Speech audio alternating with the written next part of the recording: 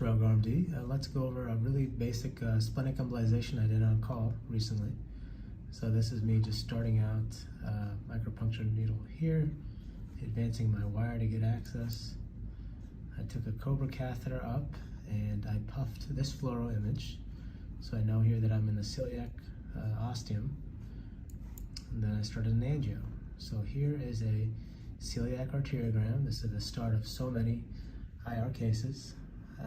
So catheter tip is here. You see the celiac trunk, it's sort of coming out towards us, so you don't see it that well. You see a lot of overlap. You can trace out all the main branches. You have a common hepatic artery coming out right lateral, turning into proper hepatic branches coursing towards the liver.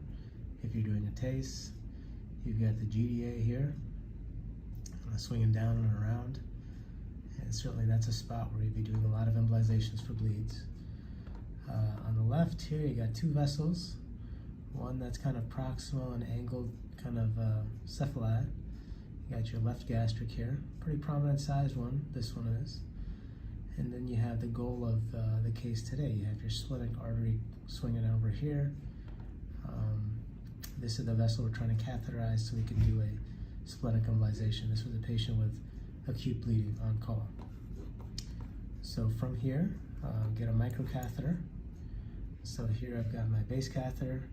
We took a microcatheter out into the splenic, doing an under arteriogram.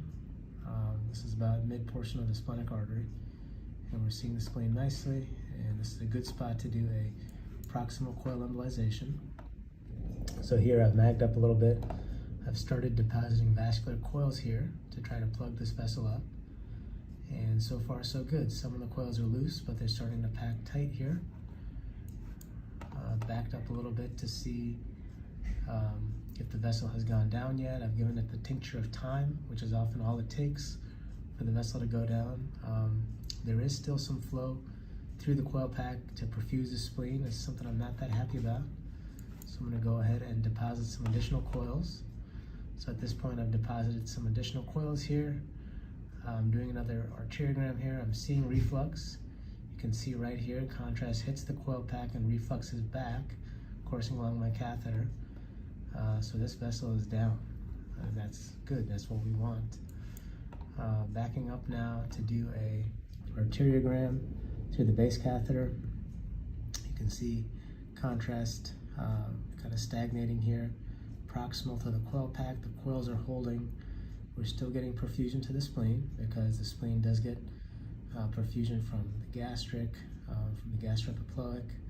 So there's preserved splenic perfusion. We've taken out a major contributor to splenic flow. We've decreased this man's risk of bleeding significantly over the next ensuing 24 to 48 hours, which is the goal of this procedure. And you can see the other vessels are patent. So that was that. Splenic embolization complete. Catheter was deformed and removed, and the case was ended. And I reported to the patient's family shortly after this procedure. RMD.